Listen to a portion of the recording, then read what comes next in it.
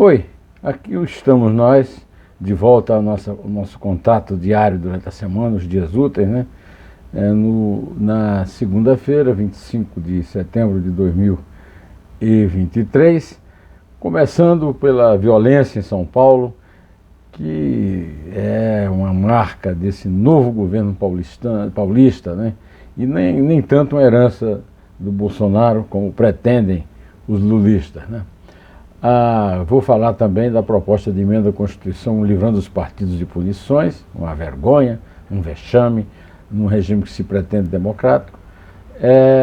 E também vou tratar da empresa de familiares do presidente da Câmara, o Arthur Lira, que atuou numa obra de pavimentação da Companhia de Desenvolvimento dos Vales do São Francisco e do Parnaíba, com o chamado orçamento secreto.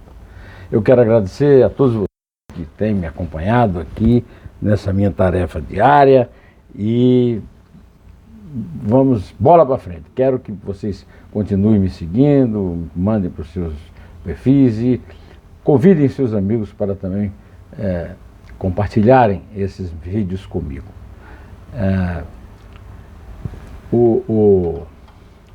Uma empresa de familiares do presidente da Câmara, Arthur Lira, do PP de Alagoas, atuou numa obra de pavimentação da Companhia de Desenvolvimento dos Vales do São Francisco e do Parnaíba, Codevasf de Alagoas, comandada por um primo do próprio parlamentar.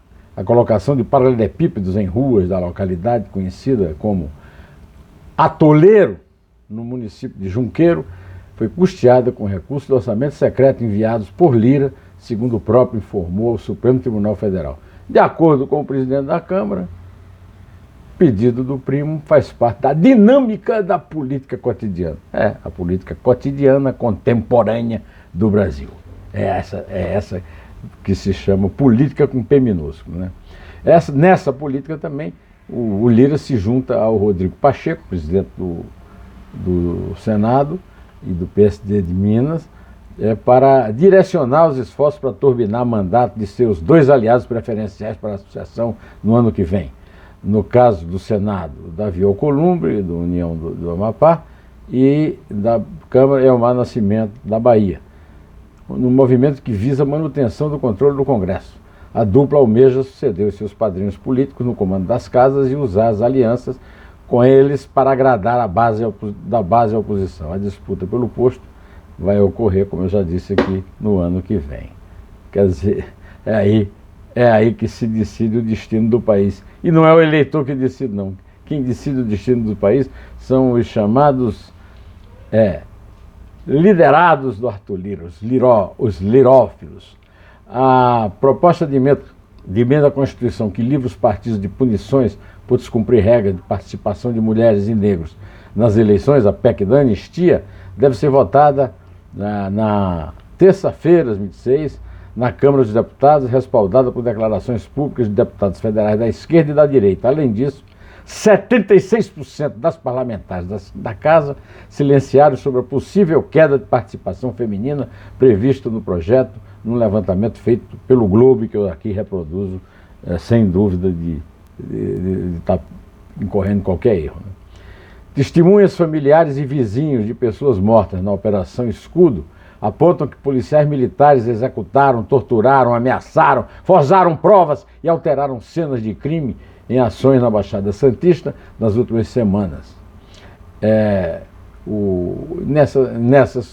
Mesmo assim, apesar disso tudo, o presidente do Tribunal de Justiça de São Paulo, o desembargador Ricardo Anaf, derrubou uma decisão liminar que obrigava o uso de câmeras corporais pela Polícia Militar do Estado de São Paulo em todas as operações.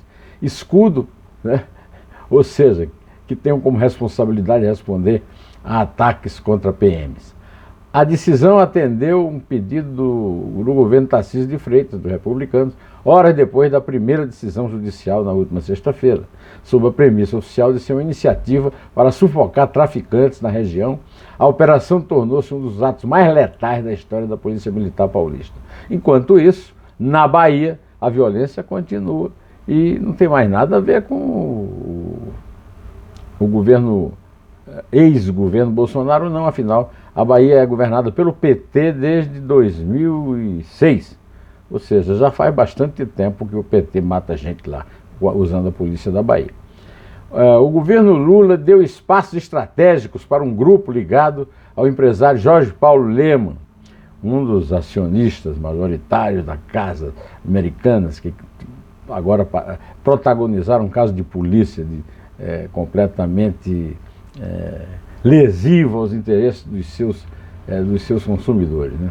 Criada há menos de um ano, a Mega Edu, ONG financiada pelo empresário, fechou acordo com o Ministério da Educação do Lula, o Camilo Santana, do PT do Ceará, para opinar sobre conexão de escolas públicas à internet e, ao mesmo tempo, foi colocada num conselho do Ministério das Comunicações que define parte de cerca de 6 bilhões e 600 milhões, isso que você ouviu, 6 bilhões e 600 milhões que serão destinados para a conectividade dos estudantes. Quem levou a Mega Edu para o Ministério foi a secretária de Educação Básica, Kátia Scheickhardt.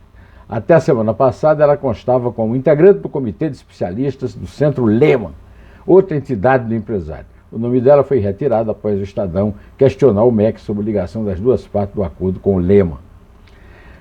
O vídeo em que a ministra da Igualdade Racial, Aniele Franco, irmã de Marielle Franco, está a bordo de um avião da FAB se declarando flamenguista e conta que saiu de Brasília para acompanhar a final da Copa do Brasil entre São Paulo e Flamengo no Morumbi, domingo à tarde, recebeu críticas do colunista do UOL, Thales Faria.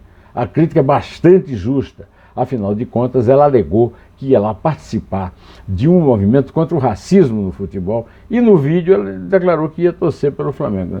É realmente um vexame. Na verdade, nem a torcida dela resolveu nada, né? Porque o governo Lula não tem o poder para dar o título aos seus torcedores. O São Paulo ganhou na bola, graças a um trabalho brilhante do seu técnico, que foi técnico do Flamengo no ano passado e que ganhou o bicampeonato da Copa do Brasil. Ganhou no Flamengo no ano passado e este ano ganhou no São Paulo. E é uma crítica ao trabalho horroroso da diretoria do Flamengo desde o ano passado, quando ele, o próprio Dorival Júnior, foi obrigado a recuperar o time do Flamengo, que estava arrastando derrotas seguidas e que ele levou a ganhar duas Copas, a Copa do Brasil e a Taça Libertadores da América. O Flamengo não toma jeito, essa direção do Flamengo quer levar mesmo o Flamengo para o próximo bilhão, mas não para a próxima taça. E os caras vão dar 9 milhões de reais de gratificação aos jogadores que perderam o título. Perderam um jogo no Maracanã e depois empataram o jogo no Morumbi, ficando o título inédito na história do São Paulo. E o São Paulo se juntando a um grupo, ao contrário do que disse o Esporte da TV Globo, o São Paulo, se ganhar a Supercopa do Brasil, disputando com o futuro campeão do Campeonato Brasileiro, não vai ser o único grupo a ter todas essas taças, não. Há outros grupos, há outros clubes, entre os quais o Flamengo, que tem esse privilégio, né? Acho que o Santos também, vamos ver.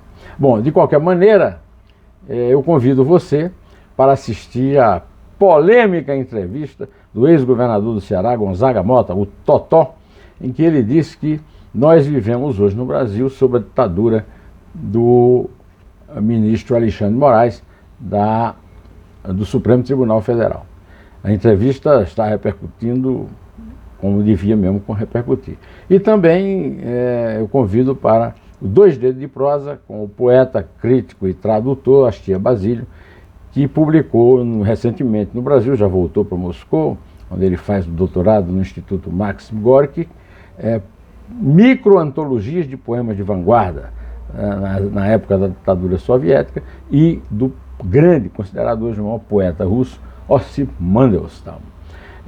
Não percam, vale a pena demais ver os dois papos, tá? E eu vou ficando por aqui, direto ao assunto, em té!